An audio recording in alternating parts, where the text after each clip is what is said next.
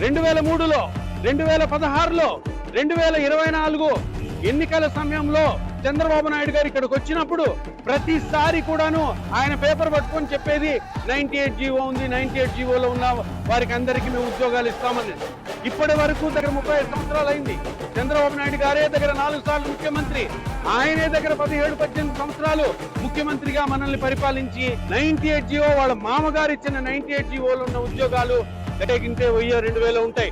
ఆ 2000 ఉద్యోగాలు కూడా ఇవ్వలేని దుస్థితికి చెందిన ఈ తెలుగుదేశం ప్రభుత్వము, ఈ తెలుగుదేశం పరిపాలన మనకు అవసరమా? ఎన్ని సంవత్సరాలు పోరాడాలి? ఎన్ని సంవత్సరాలు ఇటువంటి దీక్ష చేయాలి? ఎన్ని సంవత్సరాలు ఎంతమంది ప్రాణాలు త్యాగం చేయాలి? ఎన్ని సంవత్సరాలు ఎంతో మంది ఉద్యోగాలు వెయిట్ చేస్తూ చనిపోతున్నారు కూడా.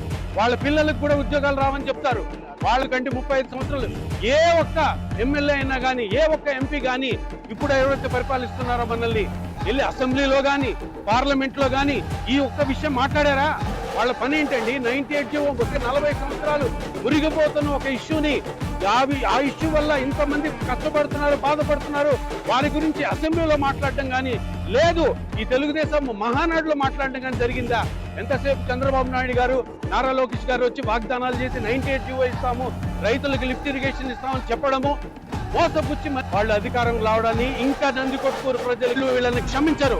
తప్పకుండా తగిన బుద్ధి, తగిన శాస్తి చెప్తామని చెప్పి హెచ్చరిస్తూ మనందరం సంఘటితంగా ఈ ఉద్యోగాలు సంపాదించడానికి అహర్నిశలు కృషి చేస్తాము. ముఖ్యంగా వైఎస్ జగన్మోహన్ రెడ్డి గారు, బైరెడ్డి సిద్ధార్థ రెడ్డి గారు తప్పకుండా ఈ విప్లవానికి ఏదైతే మన అంశాలు ఇది సక్సెస్ అయ్యే వరకు పోరాడతామని మాట ఇస్తూ చిన్న అవకాశం ఇచ్చిన మీ అందరికి కూడా నమస్కారాలు తెలియ